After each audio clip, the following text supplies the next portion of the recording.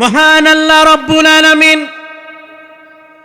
সূরা আনফালের 28 নম্বর আয়াতে উল্লেখ করেন, ওহে আমার বান্দা বান্দিরা, তোমরা শুনে রাখো, তোমরা জেনে রাখো, আমি তোমাদেরকে যেই সম্পদ এবং সন্তান দান করেছি, এটা আমার পক্ষ থেকে তোমাদের জন্য পরীক্ষা। আর এটা পরীক্ষা এভাবে হলো, যদি তুমি তোমার সম্পদকে নেক ও ভালো পথে ব্যয় করো, এই সম্পদ তোমাকে জান্নাত পর্যন্ত টেনে নিয়ে যাবে।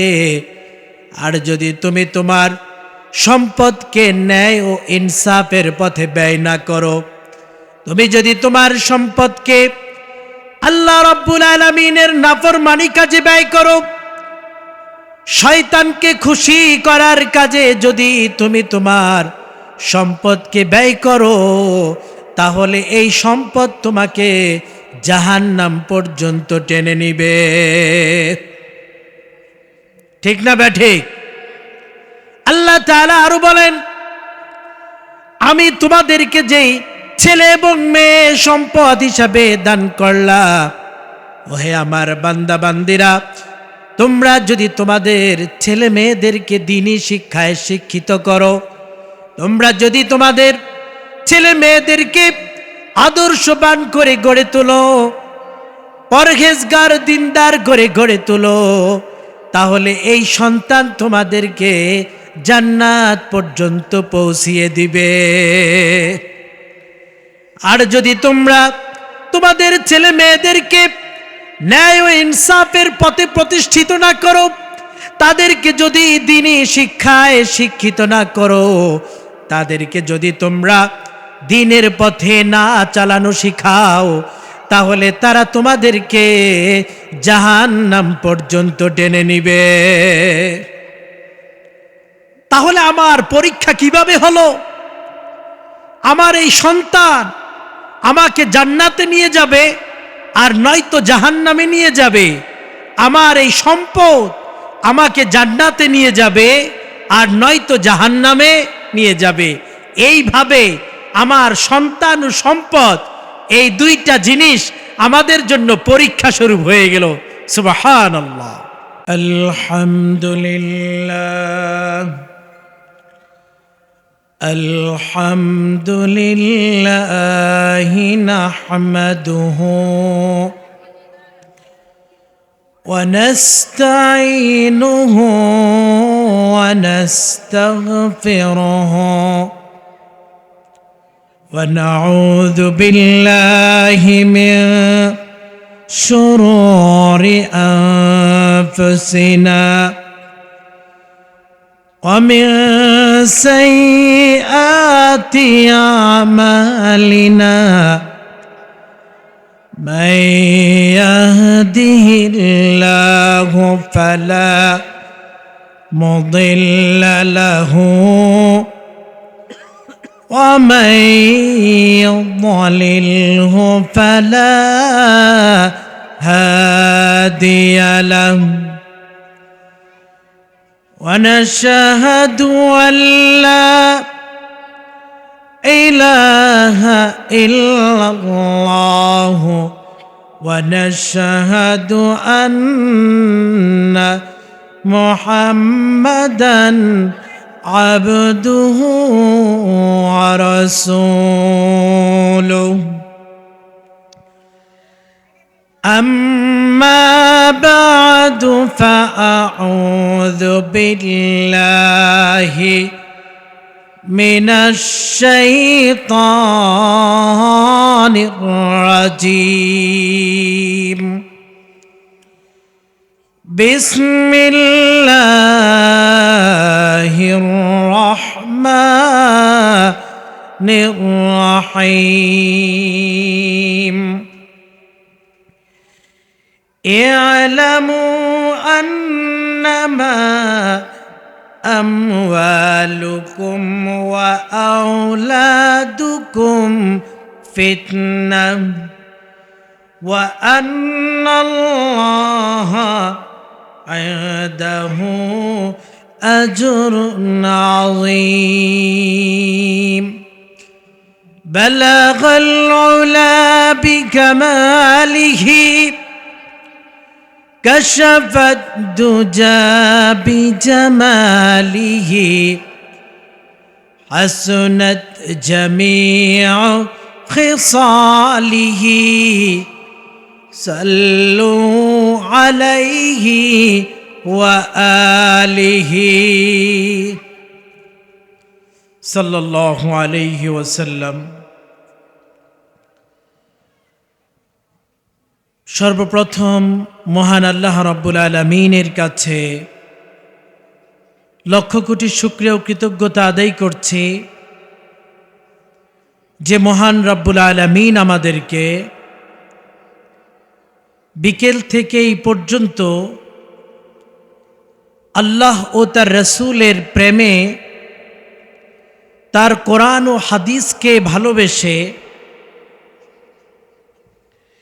দীর্ঘ সময় পর্যন্ত আমাদেরকে এই মাহফিলে বসে থাকার তৌফিক দান করেছেন। সকলেই অন্তর থেকে শুকরিয়া আদায় করে বলি আলহামদুলিল্লাহ। নিঃসন্দেহে যারা আমরা এই মাহফিলে উপস্থিত আছি আর যারা আমরা উপস্থিত নেই, এই দুইয়ের মাঝে অনেক পার্থক্য। আল্লাহ আমার কল্যাণ চান, আল্লাহ আমার ভালো চান, এই জন্যই আমরা মাহফিল স্থলে আসতে পেরেছি। যারা আসতে পারিনি আমরা দুর্ভাগা। এই নিয়ামতপূর্ণ, বরকতপূর্ণ, শ্রেষ্ঠত্বপূর্ণ এই মাহফিল থেকে আমরা মাহরুম হলাম। এই জন্য আমি শেষ বেলায় আবেদন করব, যারা আমরা রাস্তাঘাটে আছি, আওয়াজ পাচ্ছি কিন্তু মাহফিলে আসতে পারছি না, আমি বলবো শেষ ভালো যার সব ভালো তার। এর উপর ভিত্তি করে আমরা এই দোয়ার পূর্ব মুহূর্তে মাহফিলে শরিক হই। হয়তো বা আল্লাহ রব্বুল ইজ্জত এই আমলটুকুর কারণে আমাদের জিন্দেগির সমস্ত গুনাহগুলোকে মাফ করে দিবেন। সকলেই বলি আমিন। দ্বিতীয়ত শুকরিয়া ও কৃতজ্ঞতা প্রকাশ করছি শান্তিনগর মঈনুল ইসলাম মাদ্রাসার পরিচালক থেকে শুরু করে, পরিচালক জনাব মোহাম্মদ আলী সরকার সাহেব থেকে শুরু করে অত্র মাদ্রাসার সাথে সম্পৃক্ত সকল শিক্ষক শিক্ষিকা এবং শুভাকাঙ্ক্ষী, যাদের অক্লান্ত পরিশ্রমে আজকের এই মাহফিলটি অনুষ্ঠিত হচ্ছে এবং এলাকার মানুষ দিনের দু চারটি কথা শোনার সৌভাগ্য লাভ করতে পেরেছে, তাদেরকেও জানাচ্ছি আন্তরিক মোবারকবাদ। তৃতীয়ত শুভেচ্ছা জানাচ্ছি ওই সকল অভিভাবকবৃন্দ, শ্রোতাবৃন্দ এবং পর্দার আড়ালে আমাদের মা ও বোনদেরকে, যারা দীর্ঘ রাত হওয়ার পরেও আল্লাহ তাআলার এই প্রতিষ্ঠানকে ভালোবেসে আপনারা অবস্থান করছেন। দোয়া করি আল্লাহর কাছে, আল্লাহ যেন আমাদের সবাইকে জান্নাতি হিসেবে কবুল করে নেন। সকলেই বলি আমিন। আমি আপনাদের সামনে একটি কোরআনের আয়াত তেলাওয়াত করেছি, যেই আয়াতটির অর্থ হলো, আল্লাহ বলছেন, তোমরা জেনে রাখো তোমাদেরকে আমি দুটি নিয়ামত দান করেছি, একটি হলো সম্পদ, আরেকটি হলো সন্তান। সন্তান এবং সম্পদ তোমাদেরকে আমি দান করেছি, তবে এটা তোমাদের জন্য পরীক্ষা হিসেবে, এটা আমার পক্ষ থেকে তোমাদের জন্য নিয়ামত বটে, তবে এটা আমার পক্ষ থেকে তোমাদের জন্য ফিতনা, পরীক্ষা। এরপর আল্লাহ তাআলা বলেন, আল্লাহ তাআলার কাছেই রয়েছে মহা প্রতিদান। সম্মানিত উপস্থিতি, সন্তান আমার জন্য নিয়ামত, কিন্তু পরীক্ষা হলো কিভাবে? সম্পদ আমার জন্য নিয়ামত, কিন্তু পরীক্ষা হলো কিভাবে এবং কেনই বা হলো? এই দুইটা প্রশ্নের উত্তর দিয়েই আমি আমার আলোচনাকে শেষ করব। আশা করি আমরা খুব মনোযোগ সহকারে আলোচনাটা শুনে ঘরে নিয়ে যাওয়ার জন্য চেষ্টা করব। আল্লাহ তাআলা আমাদেরকে তৌফিক দান করুন। মহান আল্লাহ রব্বুল আলামিন সূরা আনফালের 28 নম্বর আয়াতে উল্লেখ করেন, ওহে আমার বান্দা বান্দিরা, তোমরা শুনে রাখো, তোমরা জেনে রাখো, আমি তোমাদেরকে যেই সম্পদ এবং সন্তান দান করেছি, এটা আমার পক্ষ থেকে তোমাদের জন্য পরীক্ষা। আর এটা পরীক্ষা এভাবে হলো, যদি তুমি তোমার সম্পদকে নেক ও ভালো পথে ব্যয় করো, এই সম্পদ তোমাকে জান্নাত পর্যন্ত টেনে নিয়ে যাবে। আর যদি তুমি তোমার সম্পদকে ন্যায় ও ইনসাফের পথে ব্যয় না করো, তুমি যদি তোমার সম্পদকে আল্লাহ রাব্বুল আলামিনের নাফরমানি কাজে ব্যয় করো, শয়তানকে খুশি করার কাজে যদি তুমি তোমার সম্পদকে ব্যয় করো, তাহলে এই সম্পদ তোমাকে জাহান্নাম পর্যন্ত টেনে নিবে। ঠিক না ঠিক? আল্লাহ তাআলা আরো বলেন, আমি তোমাদেরকে যেই ছেলে এবং মেয়ে সম্পদ হিসাবে দান করলাম, ওহে আমার বান্দা বান্দিরা, তোমরা যদি তোমাদের ছেলে মেয়েদেরকে দ্বীনি শিক্ষায় শিক্ষিত করো, তোমরা যদি তোমাদের ছেলে মেয়েদেরকে আদর্শবান করে গড়ে তোলো, পরহেজগার দিনদার করে গড়ে তোলো, তাহলে এই সন্তান তোমাদেরকে জান্নাত পর্যন্ত পৌঁছিয়ে দিবে। আর যদি তোমরা তোমাদের ছেলে মেয়েদেরকে ন্যায় ও ইনসাফের পথে প্রতিষ্ঠিত না করো, তাদেরকে যদি দ্বীনি শিক্ষায় শিক্ষিত না করো, তাদেরকে যদি তোমরা দ্বীনের পথে না চালানো শিখাও, তাহলে তারা তোমাদেরকে জাহান্নাম পর্যন্ত টেনে নিবে। তাহলে আমার পরীক্ষা কিভাবে হলো? আমার এই সন্তান আমাকে জান্নাতে নিয়ে যাবে আর নয়তো জাহান্নামে নিয়ে যাবে। আমার এই সম্পদ আমাকে জান্নাতে নিয়ে যাবে আর নয়তো জাহান্নামে নিয়ে যাবে। এইভাবে আমার সন্তান ও সম্পদ, এই দুইটা জিনিস আমাদের জন্য পরীক্ষা স্বরূপ হয়ে গেল। সুবহানাল্লাহ। এখন আসুন, আমাদের যেই সন্তান আল্লাহ তাআলা দিয়েছেন, এই সন্তানকে যদি প্রকৃত মানুষ বানাতে চাই, প্রকৃত দিনদার বানাতে চাই, প্রকৃত পক্ষে নেককার পরহেজগার বানাতে চাই, তাহলে সবার আগে আমি বাবা, আমি মা, আমাদেরকে নেককার পরহেজগার হতে হবে। ঠিক না ঠিক? আমি বাবা নামাজ পড়ি না, আমি মা রোজা রাখি না, আমি বাবা মা হালাল বক্ষণ করি না, বরং হারাম বক্ষণ করি, মন্দ পথে পরিচালিত হই। আর আমি যদি ভাবি যে আমার সন্তান বড় বুজুর্গ হবে, বাইজিদ বুস্তামির মতো যুগ শ্রেষ্ঠ বুজুর্গ হবে, এটা ভুল ধারণা। এই জন্য আমাদের মুরব্বীগণ বলেন, যদি আমরা আমাদের সন্তানকে মানুষ করতে চাই, তাহলে তার 1 নম্বর হক হলো তাকে দিনদার পরহেজগার নেককার বাবা মা উপহার দিতে হবে। তো এখন আমার সন্তান, আমি সন্তানের বাবা, আমি সন্তানের মা, তাহলে আমি আমার সন্তানকে নেককার বাবা মা উপহার দিব কিভাবে? আমার নিজেকে নেককার হয়ে যেতে হবে, পরহেজগার হয়ে যেতে হবে। যদি হই, তাহলে আমার সন্তানকে নেককার পরহেজগার দিনদার বাবা মা উপহার দেওয়া হলো। সম্মানিত উপস্থিতি অভিভাবক বৃন্দ, আমরা যারা এই মজমাতে আছি, অথবা আমাদের কাছে আমাদের মাইকের আওয়াজ পৌঁছতেছে, যারা এই মাদ্রাসায় আমাদের সন্তানদেরকে দিয়েছি, আল্লাহ তাআলা আমাদেরকে কতগুলো ডিরেকশন দিয়েছেন যে তোমাদের এমন এমন হতে হবে।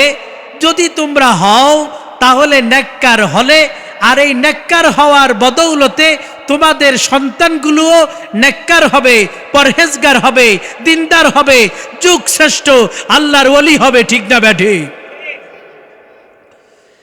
আল্লাহ রাব্বুল আলামিন সূরা আহজাবের 35 নম্বর আয়াতে উল্লেখ করেন, ইন্নাল মুসলিমিনা ওয়াল মুসলিমাতি ওয়াল মুমিনিনা ওয়াল মুমিনাতি ওয়াল কানিতিনা ওয়াল কানিতাতি ওয়াস সাদিকিনা ওয়াস সাদিকাতি ওয়াস সাবিরিনা ওয়াস সাবিরাতি والخاشعين والخاشعات والمتصدقين والمتصدقات والصائمين والصائمات والحافظين فروجهم والحافظات والذاكرين الله كثيرا والذاكرات أعد الله لهم مغفرة وأجرا عظيما আল্লাহ রাব্বুল আলামিন সূরা আহজাবের 35 নম্বর আয়াতে উল্লেখ করে দিলেন, একজন মানুষ নেককার পরহেজগার হওয়ার জন্য তার কি কি গুণগুলো অর্জন করতে হবে। আল্লাহ তাআলা এই গুণগুলো উল্লেখ করে বলেন, যারা এই গুণগুলোকে অর্জন করতে পারবে আল্লাহ তাদের জন্য ক্ষমা এবং জান্নাতের ওয়াদা করেছেন। ও মা ও বোনেরা, ও আমার ছাত্রছাত্রীর অভিভাবকবৃন্দ, আমরা কি চাই না যে আল্লাহ আমাদেরকে ক্ষমা করুক এবং জান্নাত দান করুক? আমরা কি চাই না? তো যদি চাই তাহলে এই গুণগুলো আমাদের অর্জন করতে হবে। এক নম্বর হলো আমাকে প্রকৃত মুসলমান পুরুষ বা নারী হতে হবে। দ্বিতীয়ত হলো ঈমানদার মুমিন বান্দা বা বান্দি হতে হবে। তৃতীয়ত হলো আনুগত্যশীল অনুগত বান্দা বা বান্দি হতে হবে। আল্লাহ তাআলা এই তিনটি শব্দকে কাছাকাছি অর্থে ব্যবহার করেছেন। সময় সংক্ষিপ্ততায় আমি বিস্তর ব্যাখ্যায় যাব না। আমি শুধু এটাই বলবো যে ওয়াল কানিতিনের অর্থ হলো এমন অনুগত যার দিল অন্তর মন আল্লাহ তাআলার হুকুমের অনুগামী হয়ে গিয়েছে, যার মন বিপরীত আর কোনো কিছু কল্পনাই করে না, চাই না। আল্লাহ তাআলা আমাদের উপর নামাজকে ফরজ করলেন। আমার দিল নামাজ ছাড়া ভালো লাগে না। আল্লাহ তাআলা আমাদের জন্য হালাল ভক্ষণ করাকে আবশ্যক করেছেন, আমার হারাম খেতে মনে চায় না। আল্লাহ তাআলা আমাদের জন্য সুদী লেনদেনকে হারাম করেছেন। সমিতি থেকে টাকা তোলা, ব্যাংক থেকে টাকা উত্তোলন করে সুদ প্রদান করা, আল্লাহ রাব্বুল আলামিন এগুলো হারাম করেছেন। এই জিনিসগুলোর প্রতি আমাদের মন কোনোভাবেই আকৃষ্ট হয় না। যার অন্তরটি এমন আল্লাহ তাকেই বলেছেন ওয়াল কানিতিনা ওয়াল কানিতাত। যার অন্তর এমন হয়ে যায় যে কোনো অবস্থাতেই গুনাহের দিকে মন ধাবিত হয় না, তাকে আল্লাহ অনুগত বলেছেন। ও আমার উপস্থিত অভিভাবকবৃন্দ, আমরা প্রত্যেকে আমাদের ওই মানদণ্ডে পৌঁছতে হবে যেন আমাদের অন্তর গুনাহের দিকে ধাবিত না হয়ে যায়। যেমনটি আমাদের পূর্ববর্তীদের সৎ পুরুষ এবং নারীরা ছিলেন এবং তাদের অনুসরণ করে আমরা আমাদের জীবনকে এভাবে পবিত্র এবং উত্তম করে তুলব। আল্লাহ রাব্বুল ইজ্জত সকলকে তৌফিক দান করুক বলি আমিন। আল্লাহ তাআলা এরপরে বলেন, সত্যবাদী পুরুষ এবং নারী হতে হবে। যেই সকল নারী এবং পুরুষরা মিথ্যা কথা বলে তারা প্রকৃত মুমিন হতে পারবে না। এই জন্য আল্লাহ রাব্বুল আলামিন বলেন, ওহে আমার বান্দারা, ওহে আমার বান্দিরা, তোমরা সত্যবাদী পুরুষ এবং মহিলা হয়ে যাও। এরপর আল্লাহ তাআলা বলেন, ওয়াস-সাবিরিনা ওয়াস-সাবিরাত, তোমরা ধৈর্যশীল পুরুষ এবং মহিলা হয়ে যাও। তোমরা এমন ধৈর্যশীল হবে, সর্বাবস্থায় তোমরা আল্লাহর উপর ভরসা রাখবে। আমাদের মানুষ আমরা এমন যে যখন আমরা কেউ কোনো মুসিবতে পড়ি তখন সবার আগে আল্লাহকে গালিটা দেই, বলি যে আল্লাহ কি আমাকে ছাড়া আর কোনো মানুষ পাইল না? আমি এমন কি দোষ করলাম যে আল্লাহ আমাকে অসুস্থ বানালো, আমার স্বামীকে অসুস্থ করলো, আমার ছেলেকেও অসুস্থ বানিয়ে দিল, আল্লাহ আমার চাকরিটাও নিয়ে গেল, আমার সন্তানের চাকরিটাও নাই করে ফেললো। আল্লাহ কি আমাকে ছাড়া আর কোনো মানুষ এই দুনিয়াতে পায় নাই? এভাবে আমরা আল্লাহকে দোষারোপ করি না। মা ও বোনেরা, না আমার অভিভাবক বৃন্দ, এভাবে আমরা আল্লাহকে দোষারোপ করব না, বরং আমরা ধৈর্য ধারণ করব আর আল্লাহ তাআলার কাছে ওই বিপদ থেকে মুক্তির জন্য সাহায্য চাবো। ঠিক না ব্যাঠি? ধৈর্য তিন জিনিসের উপর হয়। এক হলো আল্লাহর আনুগত্যের উপর ধৈর্য, দ্বিতীয়ত হলো আল্লাহর নাফরমানি থেকে বেঁচে থাকার উপর ধৈর্য, তৃতীয় নম্বর হলো এই দুনিয়ার মধ্যে চলতে গেলে আমাদের সাংসারিক, অর্থনৈতিক, পারিবারিক যে কোনো ধরনের মুসিবত সমস্যা আসতে পারে, ওইগুলোর উপর ধৈর্য ধারণ করা। এই তিন প্রকার ধৈর্য যে ধরতে পারবে, আল্লাহ বলেন সে প্রকৃত মুমিন হয়ে যাবে। চিল্লায় বলি সুবহানাল্লাহ। আল্লাহ তাআলা এরপরে বলেন ওয়াল খাশিঈন ওয়াল খাশিয়াত, যারা কিনা আমার আযাবকে ভয় করবে, ওই সকল নারী এবং পুরুষরা, তারা প্রকৃত মুমিন হয়ে যাবে। ভাইরা আমার, বন্ধুরা আমার, আজকে আমাদের ইমানের এমন অবস্থা যে আমরা পুরুষরা এবং মহিলারা দুনিয়ার যে কোনো ধরনের জেল জরিমানা শাস্তিকে ভয় করি, কিন্তু বন্ধুরা আমার, আল্লাহ রাব্বুল আলামিনের শাস্তি এবং জাহান্নামকে আমরা ভয় করি না। ঠিক না বেঠিক? যদি জাহান্নামকে ভয় করতাম তাহলে আজান হলো মসজিদে না গিয়ে থাকতে পারতাম না। মসজিদে আজান হলো মা বোনরা নামাজ না পড়ে আমরা থাকতে পারতাম না। এমনি ভাবে রমজান মাস আসলো রোজা না রেখে আমরা থাকতে পারতাম না। যেহেতু আমরা আল্লাহর আযাবকে ভয় করি না, এই জন্য আল্লাহ তাআলার এই সকল বিধিবিধান আমাদের কাছে কোনো বিষয় মনে হয় না, বড়ই সাধারণ বিষয় মনে হয়। এটা আমাদের জন্য দুর্ভাগ্য ছাড়া, এটা আমাদের জন্য দুর্ভাগ্য ছাড়া আর কিছুই না। এই জন্য ভাইরা আমার, বন্ধুরা আমার, আল্লাহ রাব্বুল আলামিনের আযাবকে আমাকে আপনাকে ভয় করতে হবে। আল্লাহ বলেন যেই ব্যক্তি কিনা, যেই পুরুষ এবং নারী আমার কবরের আযাবকে, আমার জাহান্নামের আযাবকে, আমার হাসরের আযাবকে ভয় করবে, সেই হলো প্রকৃত মুমিন। এরপর আল্লাহ তাআলা বলেন ওয়াল মুতাসাদ্দিকিনা ওয়াল মুতাসাদ্দিকাত, যেই সকল নরনারীরা দান করবে আমার রাস্তায়, অতি কষ্টের মধ্যে থেকেও, অভাবের মধ্যে থেকেও যারা আল্লাহ তাআলার রাস্তায় দান করবে, তারাই হলো প্রকৃত মুমিন। আমি অভাবে আছি, ওই অভাবের মধ্যে থেকেও যদি আমি দান করি, সাদকা করি, এই দানটা, এই সাদকাটা আল্লাহ তাআলার কাছে বেশি প্রিয় হয়। আর যারা এই কাজটুকু করে, আল্লাহ বলেন তারা প্রকৃত মুমিন হয়ে যায়। সুবহানাল্লাহ। এরপরে আল্লাহ তাআলা বলেন ওয়াস-সাইমিনা ওয়াস-সাইমাতি, রোজাদার নরনারী যারা হবে তারাই হবে প্রকৃত মুমিন।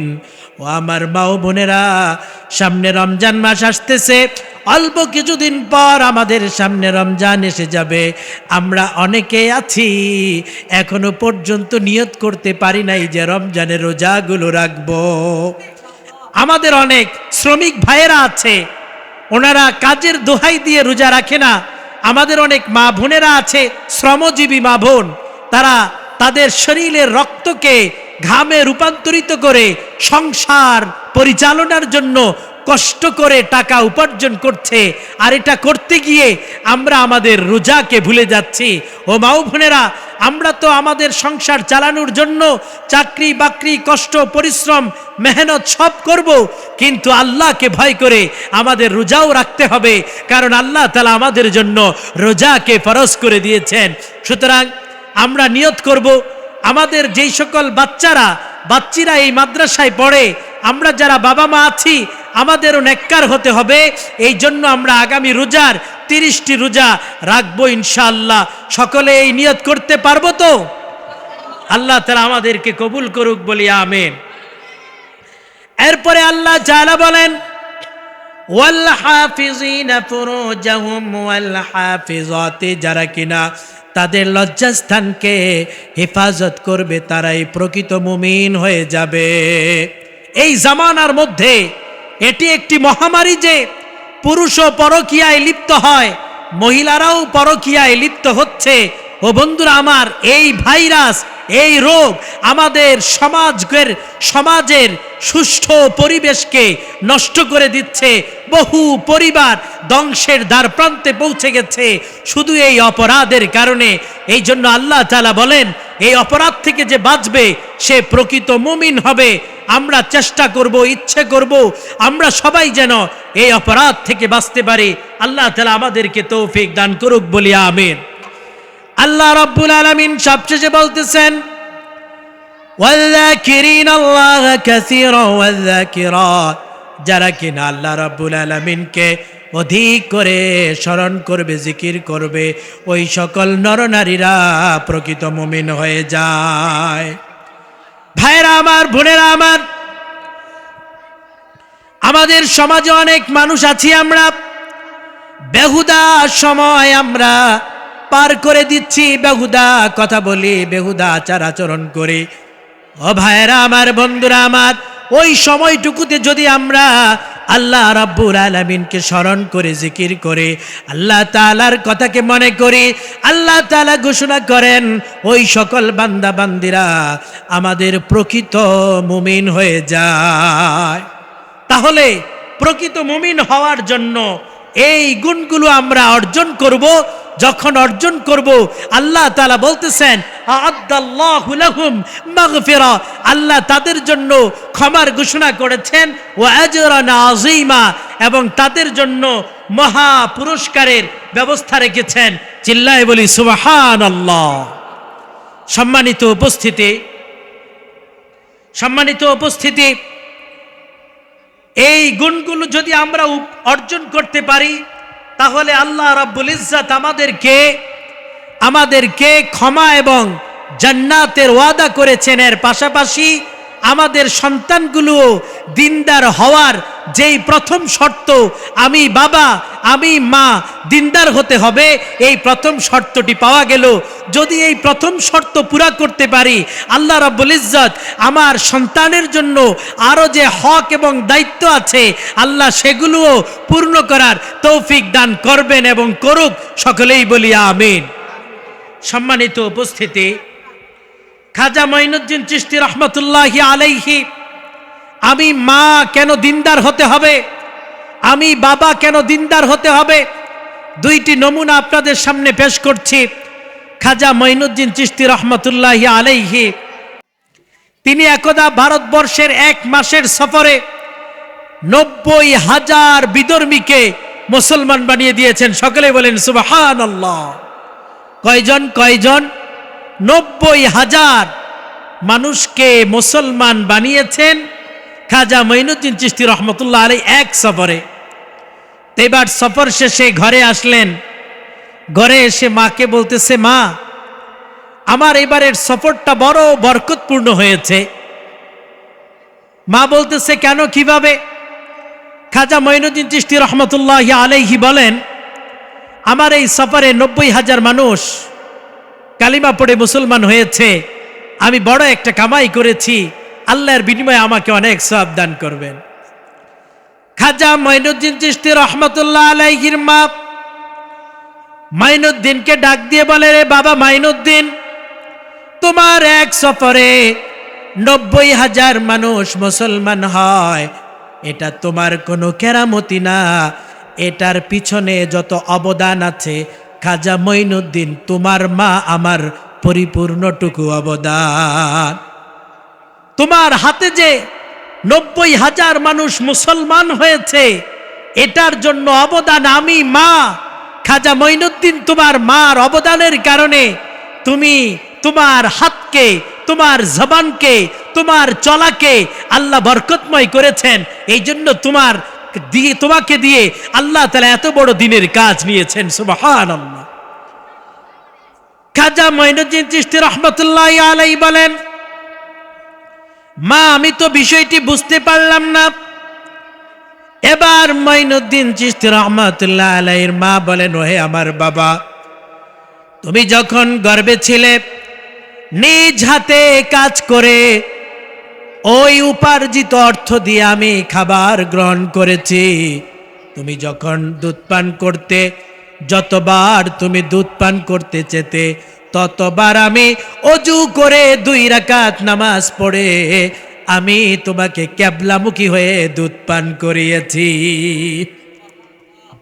ও মা ও বোনেরা, খাজা মঈনুদ্দিন চিশতির মা এমন ছিলেন দেখে খাজা মঈনুদ্দিন চিশতি বের হয়েছে।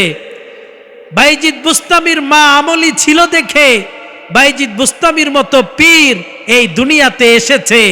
ও মা ও বোনেরা, আমরা যদি আমলি হই, দিনদার হই, তাহলে আল্লাহ রাব্বুল ইজ্জত আমার সন্তানকে খাজা মঈনুদ্দিন বানাবে, আমার সন্তানকে বাইজিদ রহমতুল্লাহ আলাইহির মতো বানাবে, আমার সন্তানকেও জামানার ওলি বানাবে, আমার সন্তানকেও জামানার যুগশ্রেষ্ঠ আলেম বানিয়ে দিবে। ঠিক না ব্যাঠে? তাহলে খাজা মঈনুদ্দিন চিশতি রহমতুল্লাহি আলাইহির এত দিনের খেদমতের পিছনে অবদান হলো তার মায়ের। মা দিনদার ছিলেন, দুধ পান করিয়েছেন অজু করে, নামাজ পড়ে, কিবলামুখী হয়ে। রাতের 3টা হোক, 5টা হোক, সকাল হোক, দুপুর হোক, এই কষ্টটুকু তিনি করেছেন। এর বিনিময়ে আল্লাহ রাব্বুল ইজ্জত তাকে এরকম বরকতপূর্ণ সন্তান উপহার দিয়েছেন। আরো একবার বলি সুবহানাল্লাহ। হযরত বখতিয়ার কাকি রহমতুল্লাহ আলাইহির কথা আমরা সবাই জানি। আমাদের বাচ্চার মতো ছোট বাচ্চা যারা আমরা দায়িত্বে আছি, বাচ্চাদেরকে যদি একটু চুপ করাই তাহলে মাহফিলের পরিবেশটা সুন্দর থাকবে। খাজা হযরত বখতিয়ার কাকি রহমতুল্লাহ আলাইহি যখন আমার বাচ্চার মতো ছোট ছিল, তখন তার বাবা তাকে নিয়ে হুজুরের কাছে গেলেন যে, হুজুর, আমার এই ছেলেটাকে আপনার মাদ্রাসায় ভর্তি করাতে চাই, আপনি তাকে সবক দিন এবং কোরআনের হাফেজ বানিয়ে দিন। তো সেই কথা অনুযায়ী হযরত বখতিয়ার কাকি রহমতুল্লাহ আলাইহিকে হুজুর সবক দেওয়া শুরু করলেন। আউযু বিল্লাহি মিনাশ শাইতানির রাজিম, বিসমিল্লাহির রহমানির রহিম, আলহামদুলিল্লাহি রাব্বিল আলামিন। যখন সূরা ফাতিহার প্রথম আয়াতটুকু তেলাওয়াত করলো, বন্ধুরা আমার, হযরত বখতিয়ার কাকি রহমতুল্লাহি আলাইহি সূরা ফাতিহা থেকে শুরু করে সূরা বাকারা শেষ করলেন, সূরা আলে ইমরান শেষ করলেন, সূরা মায়েদা শেষ করলেন। এভাবে 15 পারা এক বৈঠকে তিনি ছোট্ট অবুঝ বাচ্চা উস্তাদকে শুনিয়ে দিলেন। সুবহানাল্লাহ। ছোট্ট বাচ্চা, একদিনও মাদ্রাসায় আসলেন না, তারপরেও তিনি 15 পারা কোরআন এক বৈঠকে উস্তাদকে শোনায়া দিলেন। উস্তাদ বলে, আরে আপনি তো আপনার সন্তান নিয়ে আমার কাছে এসেছেন আমাকে ঠাট্টা বিদ্রুপ করার জন্য, আপনি তো আপনার ছেলেকে 15 পারা হাফেজ বানিয়ে ফেলেছেন, আপনি এখানে কেন নিয়ে আসলেন? বাবা বলে, আমার ছেলে যে 15 পারা হাফেজ আমি এটি জানিও না, সে যে এটা পারে আমি সেটা কোনোদিন কল্পনাও করি নাই। আল্লাহু আকবার। কিভাবে হলো এই কথা? কিভাবে হলো এই কাজ? এবার তার বাবা তাড়াতাড়ি বখতিয়ার কাকিকে নিয়ে ঘরে গেলেন। ঘরে গিয়ে এবার তার মাকে বলতেছেন, ওহে, তোমার সন্তান তো এক বৈঠকে 15 পারা মুখস্থ শুনিয়ে দিল, তুমি তোমার সন্তানকে 15 পারা কোরআন মুখস্থ কবে করালা? আমি তো একদিনও দেখলাম না।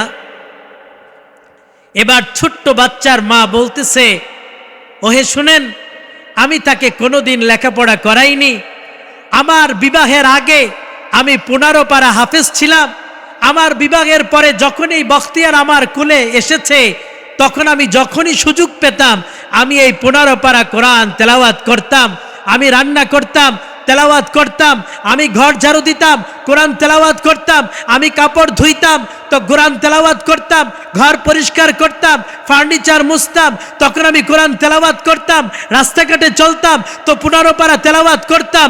আল্লাহ রাব্বুল ইজ্জত এই 15 পারা মায়ের গর্ভে থেকে বারবার তেলাওয়াত করার কারণে সন্তানকে গর্ভে রেখেই 15 পারার হাফেজ বানিয়ে দিয়েছে, বলি সুবহানাল্লাহ।